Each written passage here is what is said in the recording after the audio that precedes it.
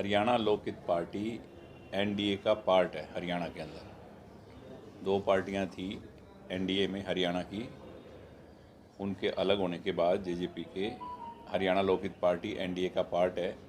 उस नाते हमने जब किसी के साथ हमने उसका साथ देने का वायदा किया है तो कोई भी काम मेरा कंडीशनली नहीं होता। कंडीशन से हमने दिल से साथ हैं और वो रोल हमने अपना अदा किया। और नामांकन के दौरान पूरे शहर ने और आप सब भाइयों ने देखा कि कैसे एचएलपी के सभी साथी, सभी वर्कर, जितने भी हमने गांव से सभी जिन लोगों को इनवाइट किया, बुलाया, वो सभी लोग आए। आगे का जो प्लान है, जब भी गांव में जो भी मेरे प्रोग्राम होंगे या जो भी रैली का प्रोग्राम होगा, जब भी जो मौका होगा उसके अनुरूप तय करेंगे। तो आप किस रूप में देख रहे हो जो पूरे देश के चुनाव को, तीसरा चरण का चुनाव कल होने जा रहा है मतदान का, तो आप देश में क्या देख रहे हैं? देखो, मेरी सोच कोई आप लोगों से अलग नहीं है। आप भी सोच रहे होंगे कि देश, अब आप देख लो सामने मोदी जी के कौन है, क्या वो आज जो देश की स्थिति है, जब उन लोगों के पास देश था, उनके हाथ में देश था, इतने सालों तक उन्होंने राज किया, क्या ये हालत थी हमारे देश की, हमारे भारत की, हमारे हिंदुस्तान का? ये जो जलवा, ये जो गौरव है पूरी दुनिया में, पूरे संसार में ये था?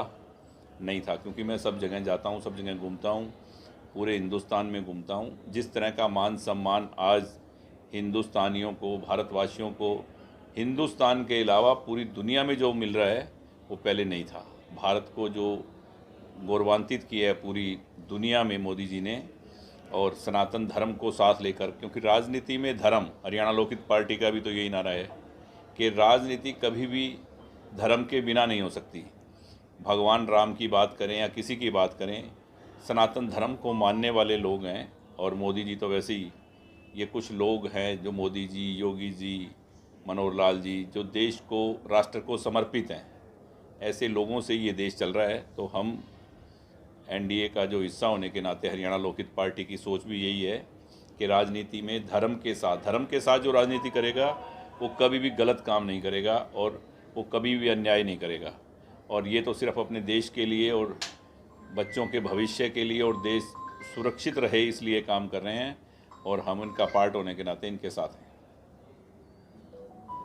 जब से कांडा ब्रदर की एंट्री हुई है बीजेपी के प्रचार में कमल साहब के, जब से बड़ा नैरेटिव प्रचार जो है लगातार काफ़ी लोग कर रहे हैं, क्या संदेश है? क्या प्रचार कर रहे हैं? काफ़ी नैरेटिव प्रचार है आपके लिए किया जा रहा है लगातार। देखो, हर इंसान की अपनी अपनी सोच है। जो उनके साथी होंगे वो हमारे आने से कोई खुश भी नहीं होगा, तो वो अपनी बात रखते हैं।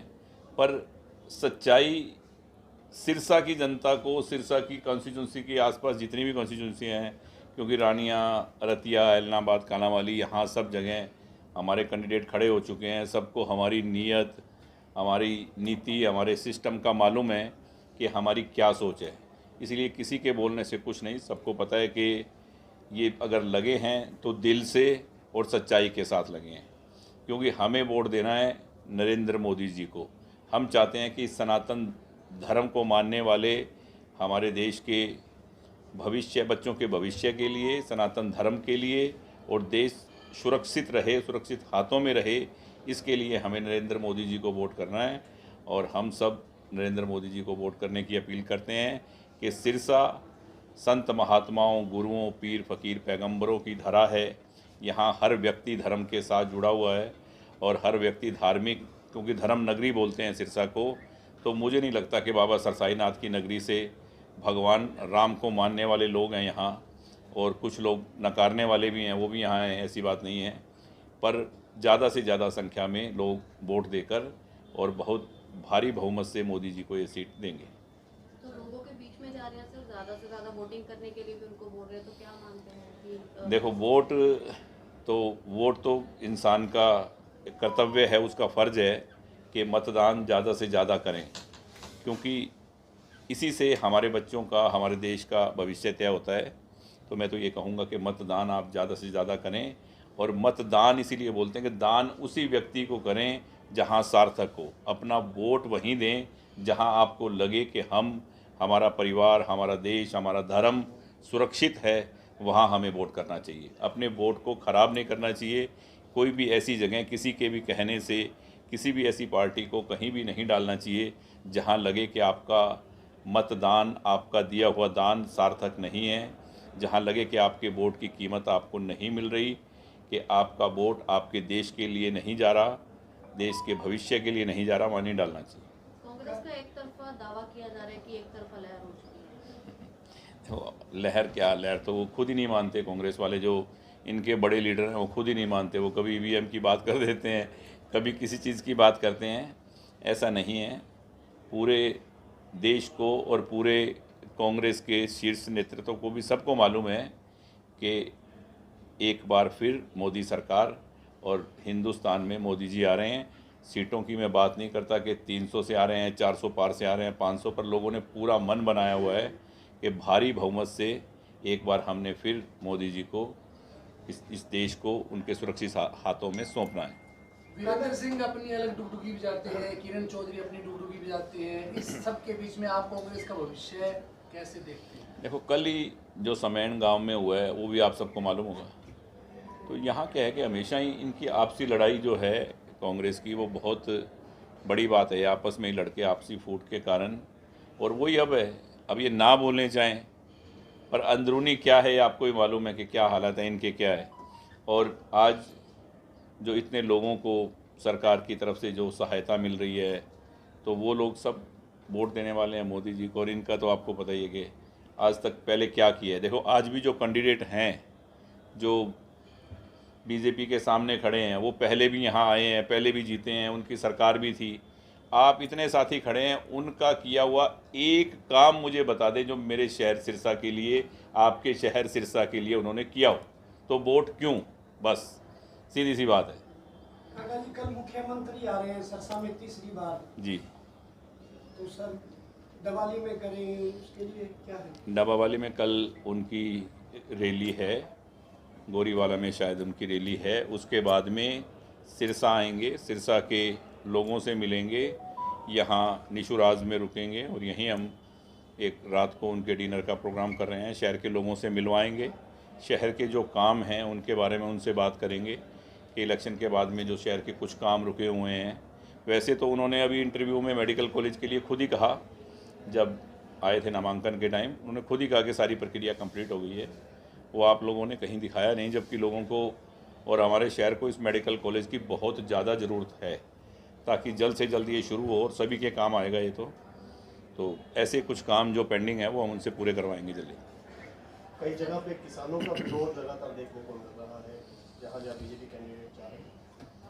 मेरे को नहीं लगता भाई साहब कि कहीं भी किसानों का विरोध है, क्योंकि पिछले दिनों जब पंजाब में किसान बॉर्डर पे बैठे थे, जब कुछ लोगों से मेरी बात हुई थी, तो उन्होंने कहा कि हरियाणा के कुछ एमएसपी के रेट से भी ज़्यादा भाव हैं और सरकार ने हमेशा मुआवजा केंद्र की तरफ से किसानों को, अगर पिछली सरकारों के हिसाब से देखें तो बहुत कुछ मान सम्मान और ये सब चीज़ें इस सरकार ने ज़्यादा दी है। तो ये कुछ पार्टी के भी लोग हो सकते हैं, कुछ पार्टी के भी लोग हैं जो किसानों के भेष में किसानों को बदनाम करने के लिए, किसानों की आड़ में अपना उल्लू सीधा करते हैं। किसान, कभी भी किसान को फुर्सत ही नहीं है इन कामों के लिए। उसको अगर सरकार का अगर उसको विरोध करना है तो वो वोट नहीं देगा सरकार को, पर वो ऐसी कोई हरकत नहीं करेगा कि जिससे किसान का नाम बदनाम हो। लगता है कि 400 पार होगा? लगता नहीं, मुझे तो पहले दिन से ही लगता है कि लोगों ने मन बनाया हुआ है कि हमने एक बार फिर मोदी जी को बहुत ज़्यादा भारी बहुमत से जिताना है।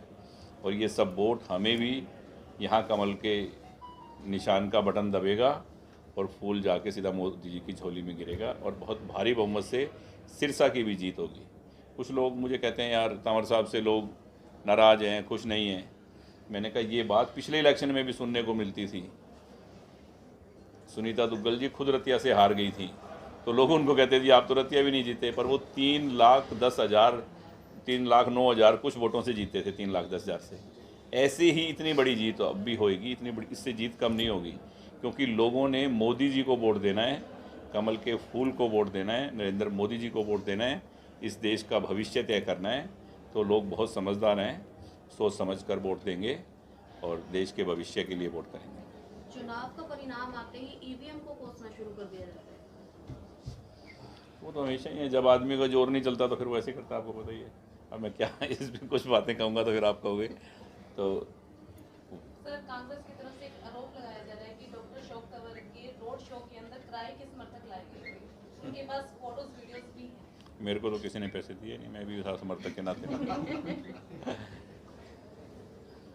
देखो, आरोप प्रत्यारोप तो चलते ही रहते हैं और ये चलने ही चाहिए और चलेंगे भी, पर ऐसे नहीं होता कभी भी। आप सिरसा के लोग, आपको पता है कौन किसके साथ आया हुआ था। ठीक है, अलग अलग लोग सब अपने अपने जो भी साथी हैं भारतीय जनता पार्टी के, जो भी हैं वो अपने अपने लेके आए थे लोग, सब अपने अपने समर्थकों को। पर मेरी निगाह में ऐसी बात नहीं है कि कोई किसी के साथ आए तो उसके ऊपर आप ऐसी बात करो।